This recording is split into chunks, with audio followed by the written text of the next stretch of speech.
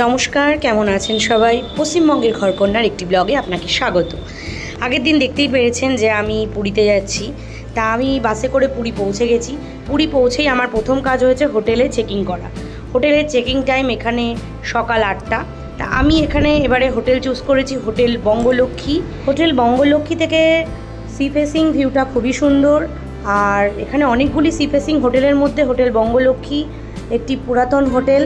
প্রচুর sea facing room আছে, তাই জন্য হোলির মধ্যেও এখানে সি ফেসিং রুম নিতে কোনো প্রবলেম হয়নি। বুকিংটা আমি আগে থেকেই করে রেখেছিলাম।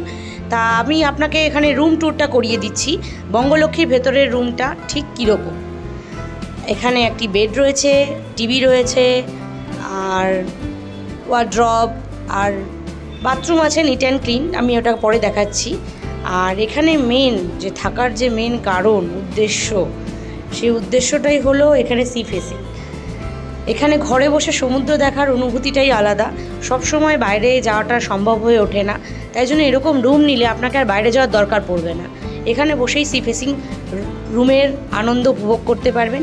রুমটির ভাড়া লেগেছে 2200 টাকা প্লাস জিএসটি, 18% জিএসটি ইনক্লুডেড। আর এখানে কোনো বাইরের খাবার অ্যালাউ নেই, কিন্তু ভিউ খুব সুন্দর। আর হোটেলটি বুক করতে গেলে আপনাকে কলকাতা অফিস থেকে বুক করতে হবে। বুকিং নাম্বার আমি ডিসক্রিপশানে দিয়ে দিচ্ছি। আর পার্শ্ববর্তী হোটেল আছে বেলাভূমি নিবাস, এটিও একটি সি ফেসিং হোটেল। এই হোটেলেরও ভাড়া 1800 টাকা থেকে স্টার্টিং শুনলাম। আর এই ছিল আমার আজকের ভিডিও, আমার রুম ট্যুর। দেখতেই পাচ্ছেন।